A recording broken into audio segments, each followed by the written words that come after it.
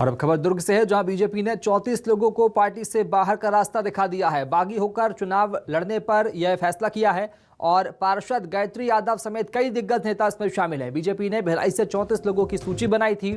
6 साल के लिए बीजेपी से ये नेता बाहर रहेंगे। अभी 34 बागी नेताओं को बाहर निकाला गया है। दुर्ग से बड़ी खबर आपको बता रहे हैं। बागी होकर चुनाव लड़ने पर पार्टी ने इन 34 नेताओं को निष्कासित कर दिया है, पार्टी से बेदखल कर दिया है। पार्षद गायत्री यादव समेत कई दिग्गज इसमें शामिल हैं। भिलाई से 34 लोगों की सूची बीजेपी ने बनाई थी। भिलाई में 34 बागी नेताओं को बीजेपी ने बाहर का रास्ता दिखा दिया है। 6 साल के लिए बीजेपी से बाहर रहेंगे सभी 34 नेता और बीजेपी ने 34 लोगों को पार्टी से बाहर कर दिया है। निकाय चुनाव से लेकर बड़ी खबर आपको बता रहे हैं, जहां पर बागी होकर चुनाव लड़ने पर पार्टी ने 34 लोगों को भिलाई में निष्कासित कर दिया है। भारतीय जनता पार्टी ने 34 लोगों को बाहर किया है जो बागी होकर चुनाव लड़ने की कोशिश कर रहे थे। तो 6 साल के लिए बीजेपी से बाहर रहेंगे सभी बागी नेता और इसके अलावा बागी होकर चुनाव लड़ने के चलते इन्हें पार्टी से निकाला गया है। बीजेपी ने 34 लोगों को पार्टी से बाहर कर दिया है। बागी होकर चुनाव लड़ने पर निष्कासित कर दिया है। दरअसल इस तरह की खबरें सामने आ रही थी कि बीजेपी अब एक्शन में। उसके बाद में पार्षद गायत्री यादव समेत कई दिग्गज नेता इसमें शामिल है। और करेंगे सोएगी यशवंत साहू का। यशवंत, 34 बीजेपी के बागी नेताओं को एक साथ बाहर निकालना बीजेपी का बड़ा फैसला। पुल थमते ही भाजपा ने कार्रवाई की है अपने बागी नेताओं पर, जो बागी होकर चुनाव लड़ रहे थे, बगावत कर चुनाव लड़ रहे थे।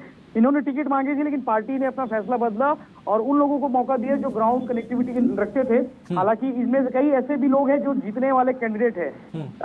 भिलाई से 34 लोग हैं, रिसाली निगम से 23 लोग हैं, चरोदा निगम से 23 लोग हैं। इस तरह से टोटल जो है 90 से ज्यादा जो पदाधिकारी है, 70 के आसपास पदाधिकारी, उनको बाहर निकाला पार्टी ने। इनमें से कई पार्षद हैं, कई एल्डरमैन है जो मौजूदा सिटिंग पार्षद भी हैं, जैसे गायत्री यादव घासीदास नगर क्षेत्र से पार्षद है, उनको पार्टी ने बाहर निकाला है। रिसाली निगम से एल्डरमैन रीना नैयर को भाजपा ने निष्कासन किया है। इस तरह पूर्व पार्षद भोखूराम साहू, निशु पांडे, दिलीप टंडन, राजकुमार साव, शोभूराम साहू, कृष्णा टंडन, नरेंद्र बांदे, राजीव चौबे, योगेश साहू, ऐसे कई नाम है जो बड़े दिग्गज है जो अपने क्षेत्र में प्रभाव रखते हैं। इन लोगों को भाजपा ने बाहर का रास्ता दिखाया है और ये 6 साल के लिए निष्कासन होंगे। और आज ही भिलाई, रिसाली, चरोदा, जामुल समेत 15 निकायों में चुनाव शोरगुल थमे हैं और भाजपा ने ये कार्रवाई की है।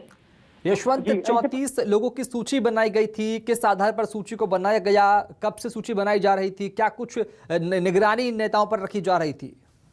जी बिल्कुल, आपको बता दूं कि ये सूची पहले दिन से बननी शुरू हो गई थी, लेकिन मान मनोवल का दौर भी चल रहा था। कई ऐसे लोग भी हैं जो बगावत होकर नामांकन तो दाखिल कर दिए थे, जिन्होंने नाम नहीं लिया, लेकिन वो कई लोगों ने समर्थन भी दिया। तो ये वो लोग हैं जिन्होंने अपना समर्थन नहीं दिया और चुनाव लड़ने का फैसला आखिरी समय तक लगे रहे। चूंकि आज चुनाव शोरगुल थम चुका है, 20 दिसंबर को चुनाव होना है और 23 तारीख को परिणाम आना है। तो ऐसे में ये जो नेता है, जो 34 और रिसाली निगम के 46 और चरोदा के 46 टोटल जो हैं, इन्होंने अपना फैसला नहीं बदला और आखिरी समय तक अलर्ट रहे कि हम लगे रहे कि हम चुनाव लड़ेंगे। तो ये वो लोग हैं जिनको पार्टी ने निष्कासन कर दिया 6 साल के लिए। ये 6 साल तक वापसी पार्टी में नहीं होगी इनकी। इसके अलावा जामुल से इससे पहले 9 लोगों को सबसे पहली लिस्ट जारी हुई थी जामुल नगर पालिका परिषद की, वहां 9 लोगों को पार्टी ने बर्खास्त किया था।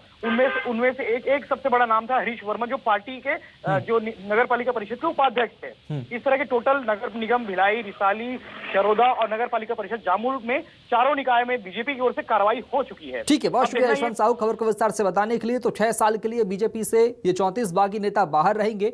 बता दें कि पार्टी से हटकर बाहर जाकर बागी होकर चुनाव लड़ने का फैसला इन नेताओं ने किया था। इसके बाद बीजेपी ने अब 6 साल के लिए इन 34 नेताओं को निष्कासित कर दिया है।